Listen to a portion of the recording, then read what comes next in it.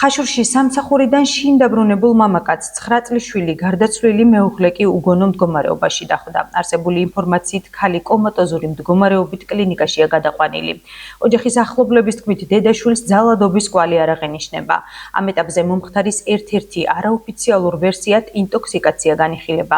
რაც შეეხება ბუნებრივი აირით ინტოქსიკაციას, როგორც მეზობლები ამბობენ, უკვე იმყოფებოდნენ შესაბამისი სამსახურის წარმომადგენლები და გაზის გაჟონვა არ ფიქსირდება.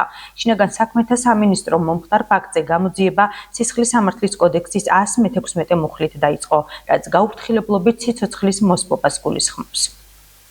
ამ ეტაპზე არის მძიმე მდგომარეობა, არის მართვის სუნთქვაზე, გრძელდება კვლევები, რომელიც დაწყებულია, რა თქმა უნდა, შემოსვლისთანავე. ასეთი ერთმნიშვნელოვანი პასუხი გვექნება მას შემდგომ, რაც ყველა კვლევის პასუხი გვექნება. საკვების სახით მიღებულ პროდუქტებზეც არის ეჭვი, რომელიც გაგზავნილი არის ლუგარის ლაბორატორიაში და ასე შემდგომ. ვერ გეტყვით მათი პასუხები რა დროში გვექნება ზუსტად. საბოლოო ჯამში ალბათ მათი პასუხები იქნება ყველაზე უფრო მნიშვნელოვანი და გადამწყვეტი. გამორიცხული არის სხვადასხვა ორგანული პათოლოგიები, რაც თავის დროში პროცესები, კარდიოლოგიური დაავადებები და ასე შემდგომ, თუმცა ჯერ კიდევ რამოდენიმე რჩება საეჭვო დიაგნოზი. ზეხვით უჯამია, ზეხვი რა. არ ვიცი, რომელ მაღაზიაში იყიდა, რომელ მარკეტში იყიდა, არ ვიცი. და დედამისიც ცუდად არის.